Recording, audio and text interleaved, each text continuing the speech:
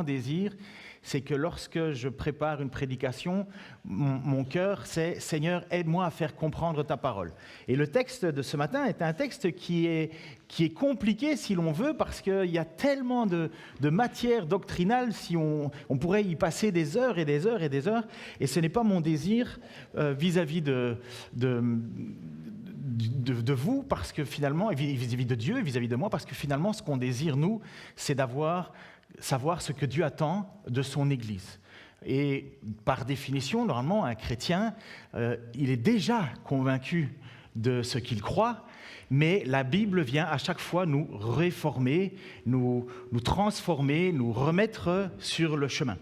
C'est d'ailleurs, si vous avez lu le début de l'évangile de Luc, il y a Luc qui écrit à un certain Théophile, et il dit au début de son évangile, il dit « J'écris ceci afin que tu puisses avoir l'assurance de ce que tu as cru, de ce qu'on t'a annoncé ». Et donc l'évangile vient finalement certifier, l'évangile de Luc vient, comme le livre des Actes, vient certifier ce que Théophile croit, et ça lui donne une plus grande assurance.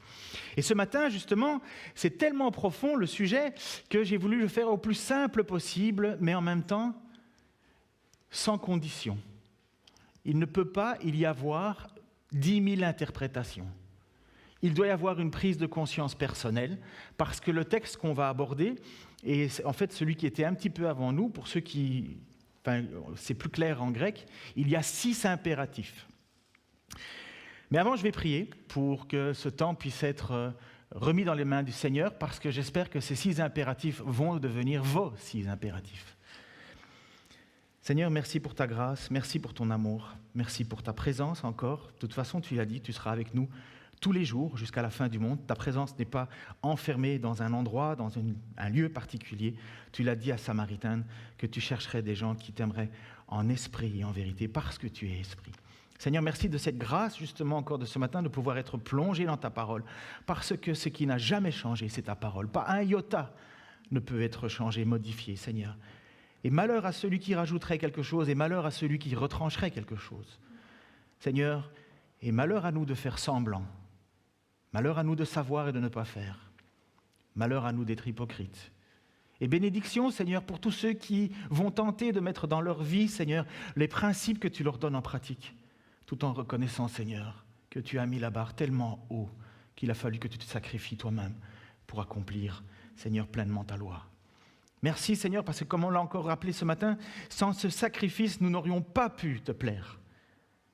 Mais certes, Seigneur, merci, parce que lorsque tu es ressuscité, tu as été déclaré Fils de Dieu avec puissance. Personne d'autre, Seigneur, à part toi, n'est mort pour nos péchés, mais est ressuscité et nous offre cette vie éternelle. Tu es le premier, Seigneur, et nous voulons être à ta suite. Alors que ces 6 impératifs, Seigneur, soient nos 6 impératifs, au nom de Jésus-Christ. Amen. Maintenant, vous savez qu'il y a 6 impératifs, je vous tiens au moins jusqu'à la fin. Lorsque Jésus prêcha au bord du lac de Génézareth, qu'on appelle aussi lac de Galilée, j'ai découvert encore des choses, parce que parfois je me disais, mais de quel lac il parle ? Parfois c'était un lac, une fois un lac et un autre, je dis, mais il n'y en a pas 10 000 des lacs. Et puis voilà, le lac de Galilée, le lac de Génézareth, c'est la même chose. Son discours fut si troublant que certaines personnes s'arrêtèrent de le suivre. C'est au moment où il va dire « Mangez, mon corps est une vraie nourriture et prenez mon sang, c'est une vraie boisson ». Et il y a des gens qui ont dit « Mais comment est-ce qu'on pourrait croire dans ce message ? C'est si difficile, c'est presque du cannibalisme quelque part pour eux. » Et beaucoup de gens abandonnèrent. Le texte fait presque même sous-entendre que beaucoup de gens, finalement, ne suivèrent plus Jésus. Il y avait beaucoup de foule qui venait. Et donc oui, Jésus a parfois fait des messages où il fallait prendre une position.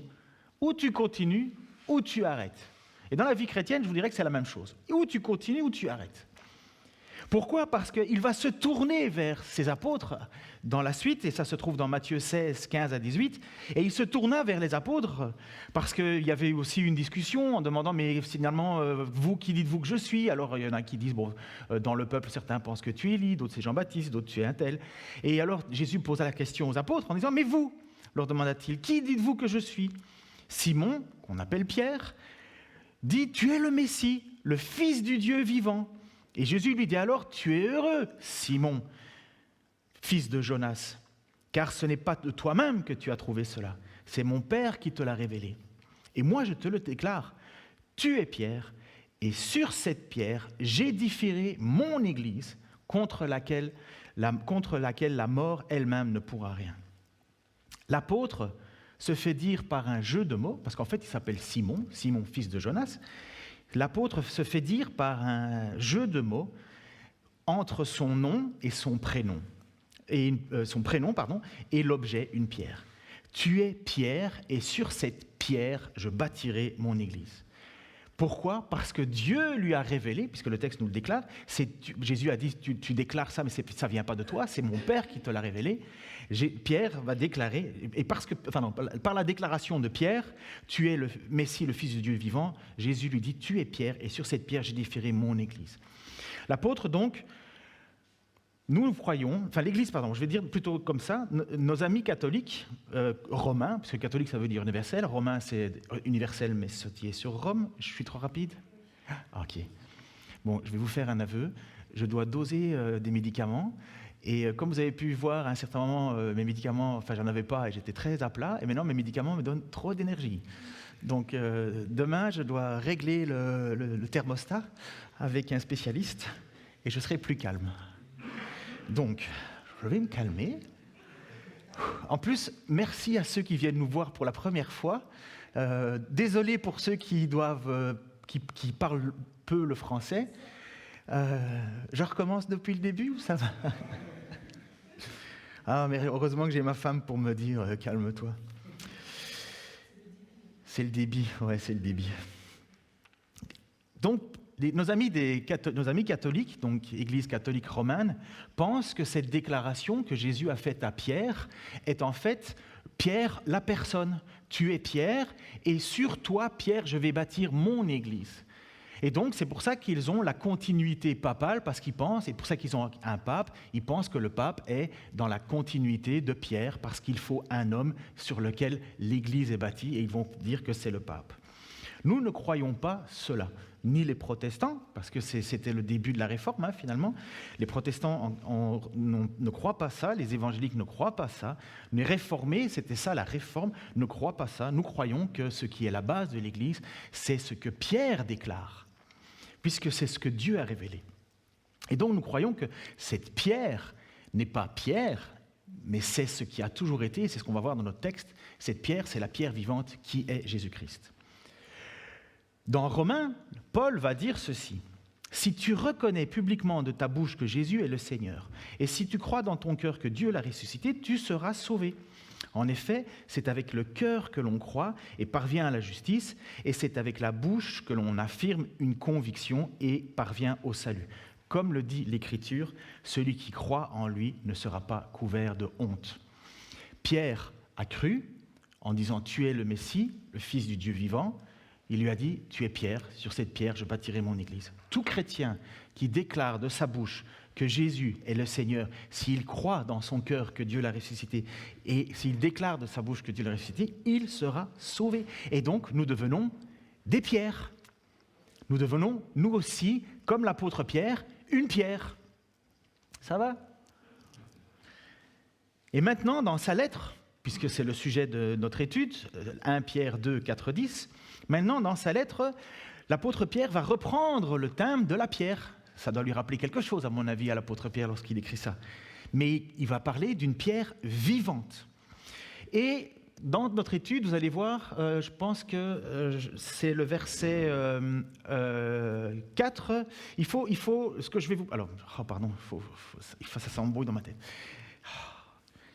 Il faut comprendre que le verset 4 est lié au 6 et au 8, et il faut comprendre que le verset 5 est lié au 9 et au 10. Au début, je vous avais mis les textes complets, mais je me suis dit non, je ne vais pas perdre tout le monde, on va revenir. Donc là, vous allez lire le verset 4, j'ai enlevé le 5, et puis il y a le 6, 7, 8. Et puis après ça, on fera le 5, avec lequel j'ai lié le 9 et le 10, pour bien comprendre ce que Pierre veut nous expliquer. Voilà ce qu'il va dire dans sa première lettre, chapitre 2, versets 4 et 6. Et suivant. Il est la pierre vivante que les hommes ont rejetée, mais que Dieu a choisie et à laquelle il attache une grande valeur. Je passe au verset 5. Voici en effet ce qu'on trouve dans l'Écriture à ce sujet. J'ai choisi une pierre de grande valeur et je la pose en sillon, à l'angle de l'édifice. Celui qui met sa confiance en elle ne connaîtra jamais le déshonneur. Pour vous donc qui croyez, l'honneur.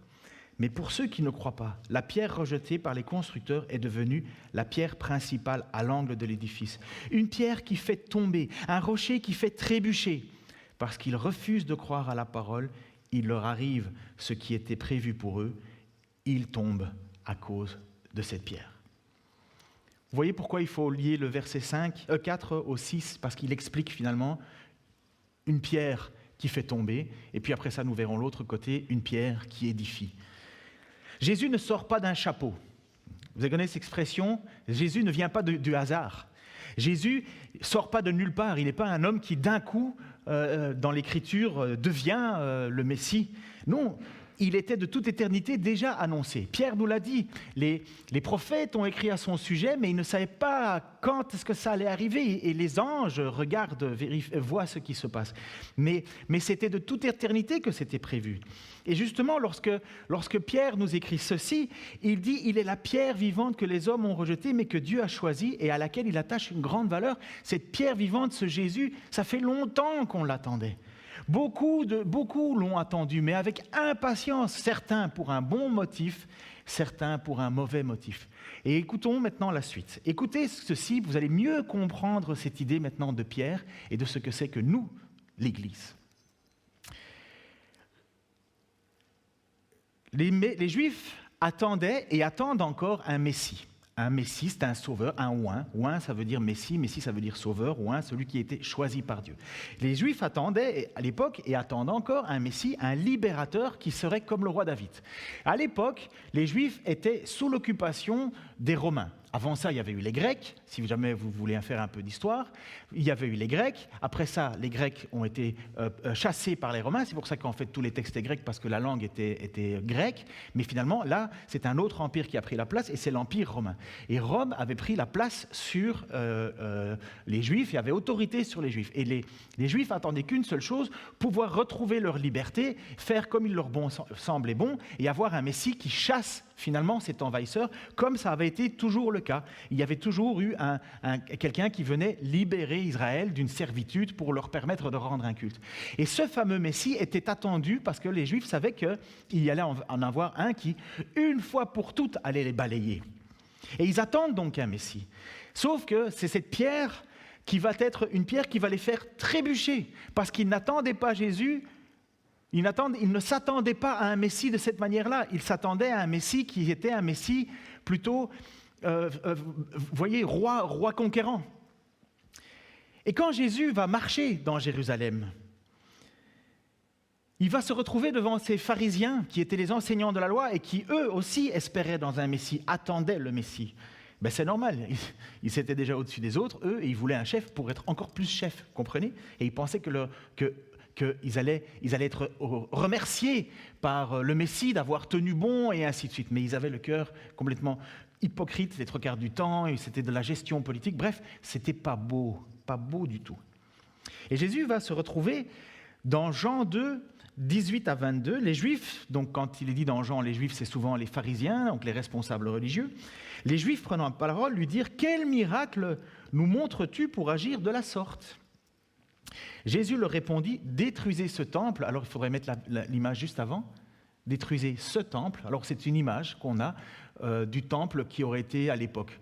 Donc vous comprenez que quand Jésus dit « Détruisez ce temple », vous avez vu la taille d'une petite maison à côté. Vous imaginez un petit peu que quand Jésus dit « Détruisez ce temple », ça les choque. N'est-ce pas ? Donc on revient sur notre texte, s'il te plaît. Merci David multitâche. Merci de ton service. Donc Jésus répondit, détruisez ce temple et en 3 jours je le relèverai. Et puis eux, les Juifs lui disent, il nous a fallu 46 ans pour le construire, ce temple que vous avez vu, dont vous avez vu l'image. Il nous a fallu 46 ans pour bâtir ce temple. Et toi, en 3 jours, tu le relèverais ? Mais il parlait du temple de son corps.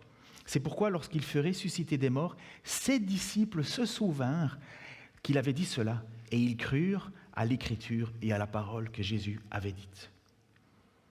Comprenez ? Ce temple-là que vous avez vu en image, on a certaines indications qui donnent qu'il y avait des pierres qui pesaient plus ou moins 600 tonnes. Imaginez 600 tonnes, c'est pas une petite pierre, quoi. C'est pas notre petite pierre de Bourgogne, même si on en est fier. C'est vraiment de la grosse pierre. Et donc, quand Jésus dit, mais détruisez ce temple, et en 3 jours je le rebâtirai, pour eux, c'est juste un scandale. Pire que ça, c'est même sur cette raison-là que Jésus a été arrêté, qu'on l'a attrapé. Parce que finalement, il s'attaquait à la présence de Dieu sur terre, au temple. Mais quand Jésus dit, détruisez ce temple, en 3 jours je le rebâtis, même les apôtres n'avaient pas trop compris. Puisqu'il dit, le texte nous fait comprendre que plus tard, il comprit qu'il parlait de son propre corps. Je vais m'arrêter sur cette partie-là, on pourrait encore aller plus loin, mais je pense que le plus central pour nous aujourd'hui, c'est ce qui va suivre dans les versets 5, 9 à 10. Approchez-vous donc de lui, et puisque vous êtes vous aussi des pierres vivantes, édifiez-vous pour former un temple spirituel et pour constituer un groupe de prêtres consacrés à Dieu, chargés de lui offrir des sacrifices spirituels qu'il pourra accepter favorablement par Jésus-Christ. Verset 9. Mais vous êtes une race élue, une communauté de rois prêtres, une nation sainte, un peuple que Dieu a libéré pour que vous célébriez bien haut les œuvres merveilleuses de celui qui vous a appelé à passer des ténèbres à son admirable lumière. Car vous qui autrefois n'étiez pas son peuple, vous êtes maintenant le peuple de Dieu. Vous qui n'étiez pas au bénéfice de la grâce de Dieu, vous êtes à présent l'objet de sa grâce. Merci Seigneur, comme tu dis André, merci Seigneur.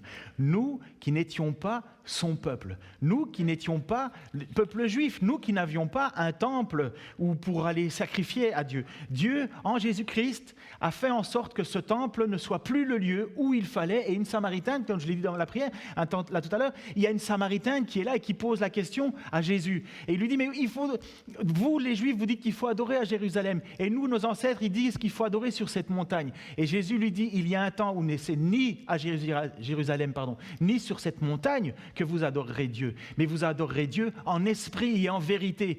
Et c'est ça l'Église. L'Église, c'est ça. Pierre déclare, tu es Jésus, le Fils du Dieu vivant, et Jésus lui dit, tu es Pierre, sur cette pierre, je bâtirai mon Église. Et maintenant, Pierre, qui va écrire son texte, va lui dire, Jésus, il est la pierre vivante, et vous êtes des pierres vivantes. Vous êtes le temple de Dieu. Et c'est là qu'on doit comprendre que l'Église, ce n'est pas un hasard, ce n'est pas un ensemble de personnes qui à un certain moment vont se dire, tiens, ce serait chouette qu'on se mette ensemble puisque finalement on croit la même chose. Allez, hop, faisons l'Église. D'abord, tu n'es pas l'Église parce que tu veux être l'Église. Tu es l'Église parce que Dieu te révèle quelque chose auquel tu crois. Jean qui va déclarer, ils ont cru, certains n'ont pas rejeté, certains ont rejeté, d'autres ont accepté. Et ceux qui sont devenus enfants de Dieu ne sont pas devenus enfants de Dieu pour leur propre désir, mais c'est la volonté de Dieu, c'est le choix de Dieu. Ou bien nous sommes créatures de Dieu, créées à l'image de Dieu, ou bien nous devenons enfants de Dieu. Un chrétien devient un enfant de Dieu parce que Dieu lui révèle que Jésus est le Messie, le Fils du Dieu sauveur. Et si tu crois cela dans ton cœur, va nous dire Paul, et si tu le déclares de ta bouche que Jésus est ressuscité, ça c'est pas une phrase, c'est pas un truc qu'on dit comme ça, un vœu pieux. Dieu voit à l'intérieur ce que l'on croit vraiment, ce que l'on pense vraiment. Il dit, tu es sauvé. Tu es alors, comme Pierre va nous dire maintenant ici, une pierre vivante. C'est ça l'Église, un ensemble de pierres vivantes. Mais vous ne trouvez pas qu'il y a une opposition entre une pierre vivante ? S'il y a bien un truc que je ne trouve pas très vivant dans la vie, c'est une pierre. Même s'il y a des gens qui vendent dans des boutiques des pierres qui disent que si tu la mets à gauche, à droite, devant, derrière, tu vas avoir des ondes positives et ainsi de suite, et ainsi de suite. Pour moi, une pierre, quand on te la jette, ça fait mal. Mais quand tu utilises ça comme socle, ça devient solide. Il y a aussi des pierres que parfois dans la rue, tu marches et puis il y a une pierre qui est au-dessus de l'autre et puis hop, tu achoppes dessus. Et voilà qui est Jésus. Soit Jésus est le fondement de ta vie, soit Jésus est la pierre qui te fait chuter. Il n'y a pas deux possibilités.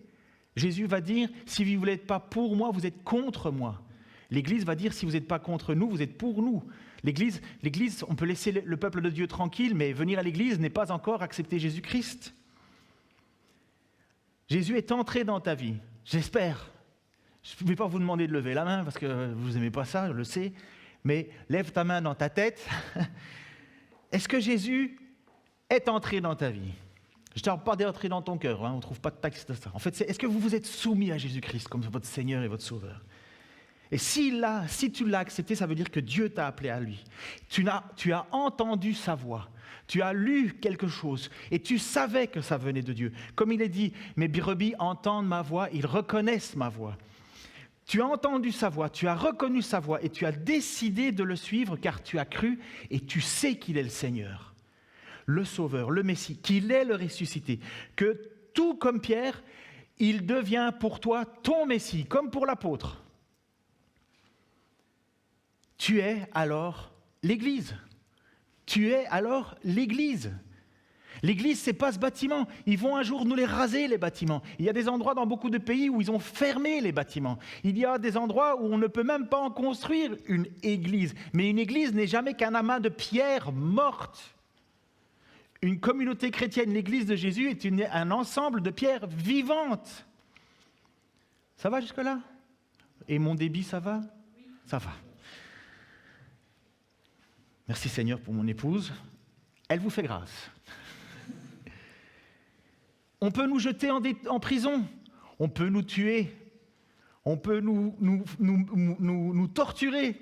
Ça ne prévaudront pas contre les portes de l'Église. La mort ne peut pas tuer l'Église. L'Église, c'est Dieu qui est le socle. C'est Jésus-Christ, la pierre vivante, et nous, la pierre vivante sur laquelle nous, on vient s'agglutiner. Il est mieux que ça, le texte dit qu'il est une pierre d'angle. Alors, ceux qui aiment construire savent qu'une pierre d'angle, c'est une pierre, en fait, la première pierre qu'on met, et c'est elle qui va définir tout l'ensemble. C'est la pierre qu'on pose et sur laquelle on pose toutes les autres afin que le bâtiment soit droit ou pas droit. Donc, tout est basé sur lui. Non seulement il est fondation, mais il est pierre d'angle. S'il n'y a pas Christ au milieu de nous, nous sommes juste nulle part. Ça ne sert à rien tout ça. Mais si Christ est notre fondement, alors là, nous sommes parfaitement l'Église. Nous pouvons nous réjouir de cet héritage. Et Pierre nous le dit au verset 3 à 6 du chapitre 1. Il nous dit « Loué soit Dieu, Père de notre Seigneur Jésus-Christ, car dans son grand amour, il nous a fait naître à une vie nouvelle, grâce à la résurrection de Jésus-Christ d'entre les morts, pour nous donner une espérance vivante. Car il a préparé pour nous un héritage qui ne peut ni se détruire, ni se corrompre, ni perdre sa beauté. Il le tient en réserve pour vous dans les cieux, qu'il garde par sa puissance au moyen de la foi, en vue du salut qui est prêt à être révélé au moment de la fin. Voilà ce qui fait votre joie, même si actuellement il faut que vous soyez attristés pour un peu de temps par diverses épreuves. Celles-ci servent à éprouver la valeur de votre foi. Le feu du creuset n'éprouve-t-il pas l'or? Pourtant, l'or disparaîtra un jour, mais beaucoup plus précieuse que l'or périssable est la foi qui a résisté à l'épreuve. Elle vous vaudra louange, gloire et honneur lorsque Jésus apparaîtra. Cet héritage, c'est au ciel. En fait, ce n'est pas au ciel, c'est sur terre, c'est la résurrection. Il va y avoir un jour où Dieu va juger ce monde. Dieu le jugera. Ça va finir toute cette corruption. Le mal va disparaître. Les souffrances vont disparaître. Les maladies vont disparaître. Tout va disparaître pour renaître de nouveau parfaitement. Avec qui dans ce pays? Qui dans ce nouvelle terre, nouveaux cieux? Ceux que Dieu a appelés. Ceux que Dieu, à qui il aura fait ce témoignage, et ils auront dit, oui, je crois, ils seront devenus enfants de Dieu. Enfants de Dieu, nous le sommes déjà, mais nous ne sommes pas encore dans le projet, dans le nouveau ciel, nouvelle terre. Il n'y a pas encore ça maintenant. Nous l'attendons, nous l'espérons de tout notre cœur, mais ce n'est pas encore maintenant. Mais Pierre nous dit que cet héritage, rien ne peut nous enlever. Rien ne peut t'enlever ton héritage. On peut te torturer, te blesser, te couper en quatre, tout ce que tu veux. Tu ne perdras pas cet héritage parce que c'est Dieu qui le tient. Mais il va nous dire qu'il y a des impératifs. Nous pouvons être tristes, vraiment, nous pouvons qu'être tristes de voir tant de personnes malheureusement rejeter Christ, rejeter cette pierre. Et elle devient pour eux une pierre d'achoppement. Elle devient pour eux la pierre qui les fait tomber. Mais dans notre reconnaissance du privilège de l'Église, de Christ, nous ne devons pas oublier que faire partie de l'Église, c'est faire partie du peuple que Dieu se forme. il se forme un temple. À partir de toi, il forme son temple. Il y a un temple ici, il y a un temple à Kiétini, il y a un temple à la Toison d'Or, il y a un temple là-bas, un temple là-bas, il y a un temple là-bas. Il y a des petits temples partout dans le monde entier. Mais avant tout, tu es toi-même, personnellement, le temple du Saint-Esprit. C'est pour ça que Paul va dire, ne faites pas n'importe quoi avec votre corps, parce que vous ne savez-vous pas que vous êtes le temple du Saint-Esprit? Et quand on se réunit, ce sont tous des petits temples qui forment un temple. Et vous avez dit à un certain moment, oui, Dieu est bon. Vous avez reconnu que Dieu est bon. Mais en grec, les textes maintenant qui vont nous faire comprendre de 1 à 13, parce que je reviens en arrière pour mieux comprendre ce qu'on avait dit aujourd'hui, ce qu'on dit aujourd'hui, il va nous dire à un certain moment que nous devons être saints, parce que Dieu est saint. Parce que notre but, verset 9, 2, 9, je pense que je l'affiche, vous au contraire, vous êtes un peuple choisi, des prêtres royaux, une nation sainte, un peuple saint, donc un peuple racheté afin de proclamer les louanges de celui qui vous a appelé des ténèbres à sa merveilleuse lumière. Voilà ce qu'est l'Église. Si on vous pose la question, c'est quoi une Église? Tu peux lui répondre cela. C'est un ensemble de rachetés qui sont là pour proclamer les louanges de celui qui nous a appelés des ténèbres à son admirable lumière. Des ténèbres à son admirable lumière. Nous étions là dans les ténèbres. Qui peut dire que sa vie était lumière autrefois? Qui peut dire à Dieu, t'as vraiment bien choisi? Parce que j'étais lumière et je ne pouvais que faire partie de la lumière. Non, nous savons tous que nous étions ténèbres. Pire que ça, nous savons tous que nous luttons encore contre ça. Mais nous sommes un ensemble de personnes qui ont été appelées à son admirable lumière. Et c'est ça, l'Église. Qu'est-ce qu'on fait en fait le dimanche? On loue Dieu. Pourquoi? Non pas pour montrer qu'on sait super bien chanter ou pour se dire « ouais, ça me change les idées ». Non, on vient louer Dieu parce qu'on vient louer Dieu pour célébrer ce qui nous a fait passer des ténèbres à son admirable lumière. On vient offrir un sacrifice spirituel. Mais qu'est-ce que ça veut bien dire, offrir des sacrifices spirituels? Ça, c'est une bonne question. Certains ont dit le sacrifice spirituel, c'était la louange. Moi, quand je viens chanter, je viens offrir un sacrifice spirituel. Très bien, mais vous ne trouverez pas ça dans le texte biblique. Pas Pierre encore. Ah, mais c'est quand on fait de l'évangélisation et qu'on va chercher des gens dans le monde et qu'on les livre, on fait un sacrifice spirituel. C'est pas faux, mais c'est pas ce que Pierre dit. Non. Les sacrifices spirituels, c'est toi qui luttes contre le péché. Je vous ai déjà dit, vous le savez, mais j'aime bien le répéter, on lutte contre 3 choses, nous les chrétiens. On lutte contre notre propre péché intérieur, notre propre convoitise. Lorsque vous péchez, ne dites pas que c'est Dieu qui vous tente, mais ce sont vos propres convoitises qui vous tentent et qui vous en font pécher. Le deuxième, c'est le monde, ça veut dire les pensées du monde qui nous disent, par exemple, avoir une maîtresse, c'est bien dans une vie, voilà, il faut une maîtresse, ça c'est une pensée dans notre monde, mais alors on dit, oui, je vais faire ça, il faut lutter contre ça, ou lutter contre la corruption dans certains pays où la corruption est devenue presque une manière de vivre, non, il faut lutter contre ça. Et le troisième ennemi du chrétien, c'est le diable, c'est lui-même, le diable. Et le diable qu'on appelle le tentateur, le diviseur, celui qui va faire en sorte que dans l'Église, il va nous confronter, nous attaquer. Et bien, c'est 3 choses sur lesquelles, en résistant, nous offrons un sacrifice spirituel.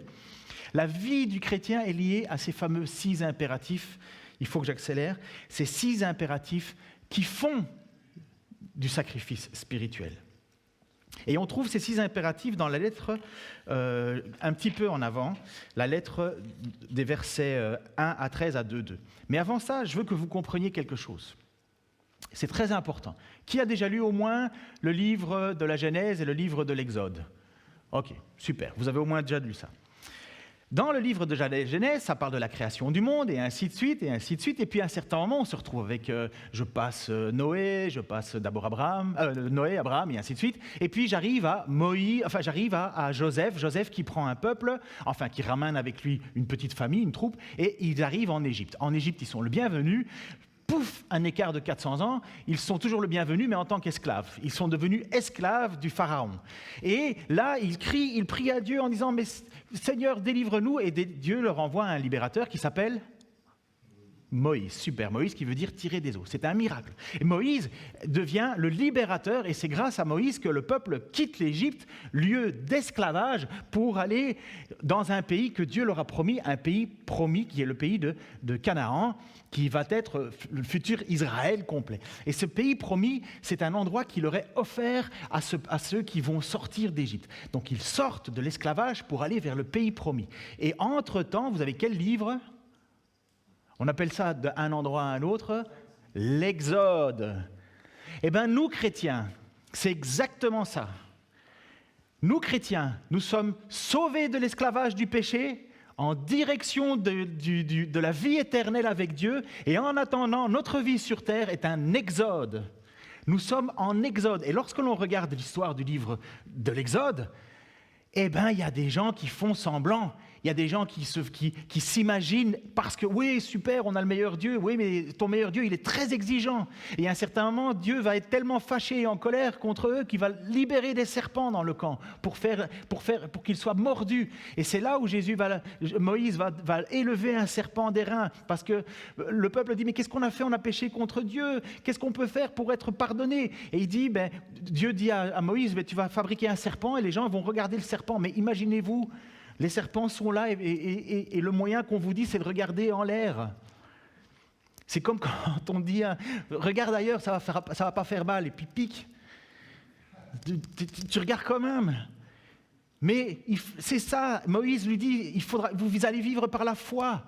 Mon peuple, je veux qu'il vive par la foi. Et Jésus, lorsqu'il va parler à ce fameux Nicodème, ce vieil homme qui dit « Mais comment fait-on pour avoir la vie éternelle ?» Il va dire « Mais de la même manière que Moïse à l'époque a monté dans l'Exode ce serpent, vous allez regarder à moi, Jésus-Christ. Et tous ceux qui auront foi en moi seront sauvés. » Et voilà, nous sommes, dans un Exode. Tu n'es pas encore parfait. Et les épreuves vont nous travailler, vont nous meurtrir. Pourquoi ? Pour purifier la foi que tu as, pour vérifier si ta foi elle est vraie ou fausse. Parce que ta foi, elle te vaut ton salut. Et vous comprenez que c'est important que nous soyons éprouvés justement parce que cette foi nous vaudra notre salut.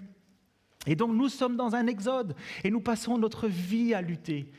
Nous passons notre vie avec la certitude que nous allons rentrer dans le pays promis. Nous le savons, parce que Christ est mort pour nous. Nous ne le méritons pas, mais nous luttons. Et nous vivons notre exode sur terre. Et il y a 6 impératifs, j'y suis. Aussi, donc de 1 Pierre 13 à 2,5 pour aujourd'hui, aussi mobilisez vos facultés mentales. Ça veut dire utilise ton cerveau. Ce n'est pas que des émotions, la vie chrétienne. C'est d'abord de la réflexion. Soyez sobres, mettez toute votre espérance dans la grâce. Ça, c'est le mot grec impératif. C'est l'impératif. Ça ne se voit pas bien en français parce que ça n'a pas été bien traduit, alors je vous ai mis en surligné ce qui était l'impératif. Mettez toute votre espérance dans la grâce, apportée par la révélation de Jésus-Christ. Je passe un peu. Mais de même que celui qui vous a appelé est saint, vous devez, impératif, être saint dans toute votre conduite. Je passe un peu. Et si vous invoquez comme Père celui qui impartialement juge chacun selon ses œuvres, conduisez-vous avec crainte, impératif, pendant le temps de votre exil, dit Pierre, comme l'Exode. Verset suivant. Comme vous êtes purifiés par l'obéissance à la vérité en vue d'une affection fraternelle sans hypocrisie, aimez-vous les uns les autres, impératif, avec ferveur d'un cœur pur. 2.2. Comme des enfants nouveau-nés, aspirez au lait non frelaté de la parole, impératif, afin que par lui, vous croissiez pour le salut. Et verset 5, vous de même, comme des pierres vivantes, construisez-vous pour former une maison spirituelle, impératif, un saint sacerdoce afin d'offrir des sacrifices spirituels par Jésus-Christ. Ce parcours que nous vivons, cet exode que nous vivons, cet exil que nous vivons, la mise en œuvre de ces 6 impératifs, c'est ce qu'on appelle la sanctification. Ça devenir saint, devenir ce que Dieu veut que l'on soit. L'Église est un ensemble de gens qui veulent vivre et qui vivent ces 6 impératifs. Il n'y en a pas d'autres. Il n'y a pas d'autres conditions absolues pour être l'Église. S'il n'y a pas ça dans notre vie, parfois on en développe l'un moins que l'autre. Mais vous savez ce qu'a dit Jean, si tu dis que tu n'aimes pas ton frère et que tu aimes Dieu, tu es un menteur. Tu ne peux pas dire que tu n'aimes pas ton frère et que tu aimes Dieu. Ce n'est pas possible. Impératif, aime ton prochain comme toi-même. On ne peut pas dire de construire, on peut pas dire à Dieu que non, je ne veux pas être saint. Tu dois être saint. Pourquoi ? Parce que Dieu est saint. C'est un impératif. Dans l'Église, tu ne peux pas rentrer, tu peux rentrer n'importe comment, être le plus dépravé de tous les gens. Mais si au bout de 10, 15 ans ou même 6 mois parfois, il n'y a pas de changement qu'on commence à voir, c'est qu'il y a quelque chose qui n'est pas normal. Je dirais pire, c'est que ta vie n'est pas basée sur le roc et que Jésus n'est pas la pierre angulaire de ta vie. S'il n'y a pas de changement, ça veut dire qu'il n'y a pas de fruits. On peut vivre, vous pouvez vivre, comme notre frère Franck nous l'avait très bien prêché. C'était magnifique, le filet, la parabole du filet. Ça ramasse plein de poissons, mais à la fin, c'est Jésus qui fait le tri. Même chose pour livrer le bon grain, ça va pousser ensemble, mais à la fin, c'est Jésus qui fera le tri avec ses anges. On peut venir à l'église par habitude, par tradition, par espoir de dire, bon, j'ai été à l'église, comme ça, j'ai marqué des points au bénéfice de ma relation avec Dieu. Non. Et c'est pas rien ce que je suis en train de vous dire. Vous comprenez que c'est un moment important en même temps, sachant qu'en plus, nous sommes on pourrait presque dire, les temps sont particuliers. Vous savez que pour le moment, il y a des gens qui ont un bouton sous un doigt, là, et ce bouton, c'est l'arme nucléaire, et on se pose la question, on est dans une tension internationale autour de nous, on voit bien que tout va nulle part, dans peu de temps, on se pose la question si on va pouvoir encore aller au boulot parce qu'il n'y a plus d'essence. Enfin, en tout cas, si vous écoutez les médias, c'est déjà l'apocalypse, surtout si vous écoutez, enfin bref.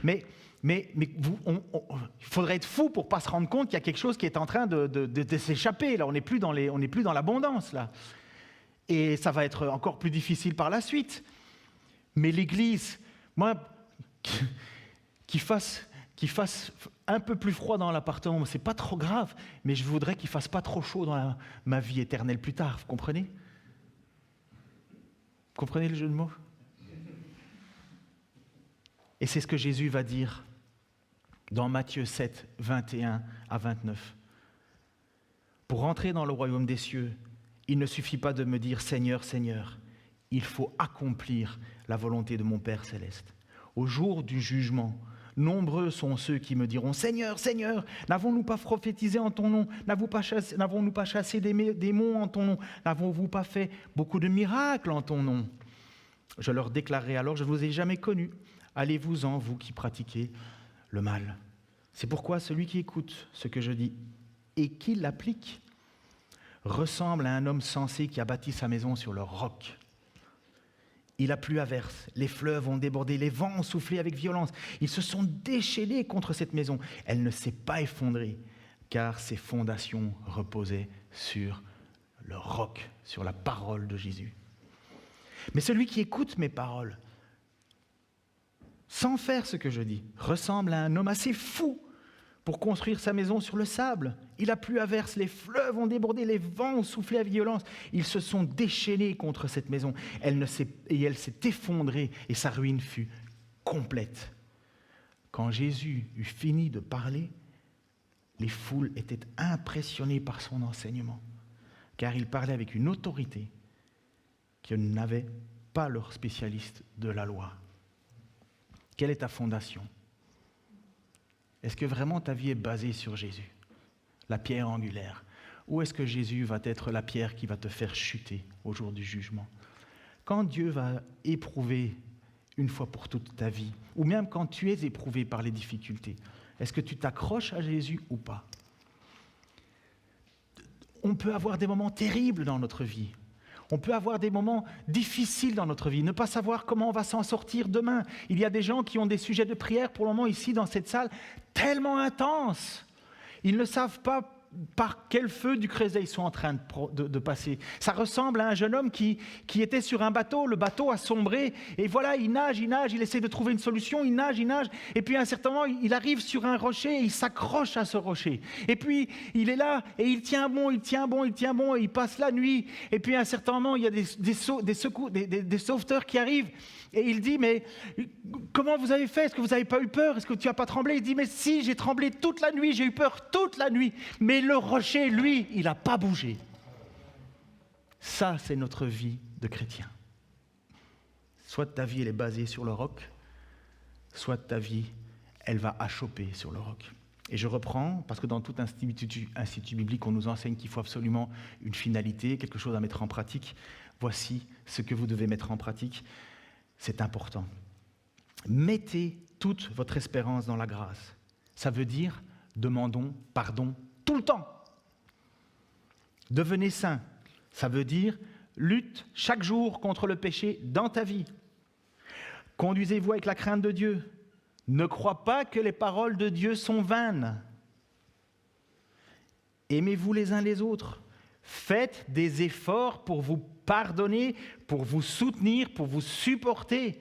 Faites-le même si le gars en face de vous ou la femme en face de vous est pénible.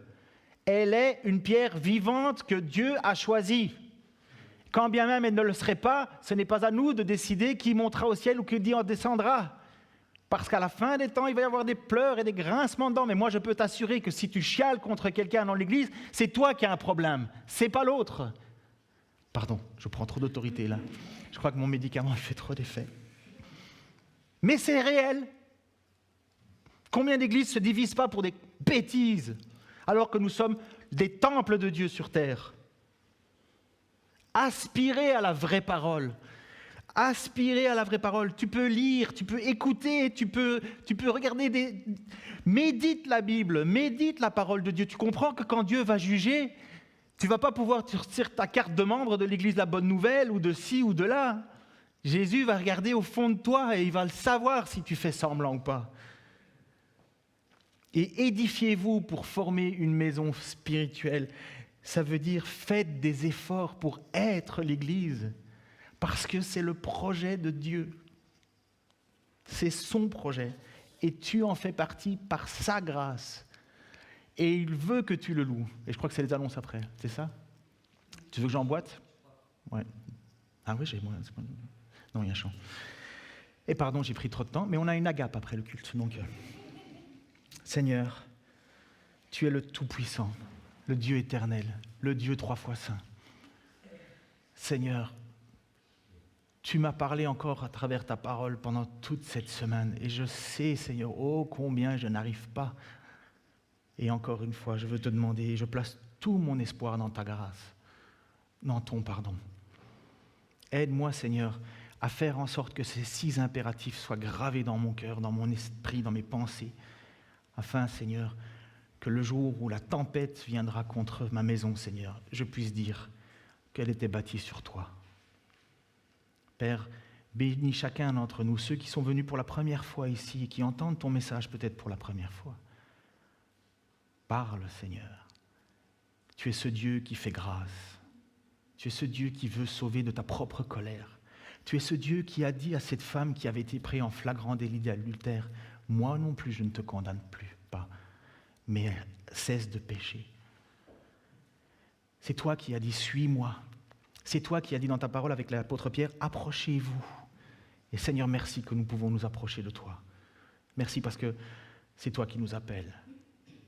Nous savons que de notre propre autorité, nous pourrions qu'abaisser les regards, comme Zachée sur un arbre, et tu es passé en dessous en levant les yeux. Dieu, merci d'avoir envoyé Jésus-Christ, ton Fils, pour mes péchés, pour nos péchés. Que la gloire te soit rendue encore ce matin et tout le reste de notre vie. Au nom de Jésus-Christ. Amen.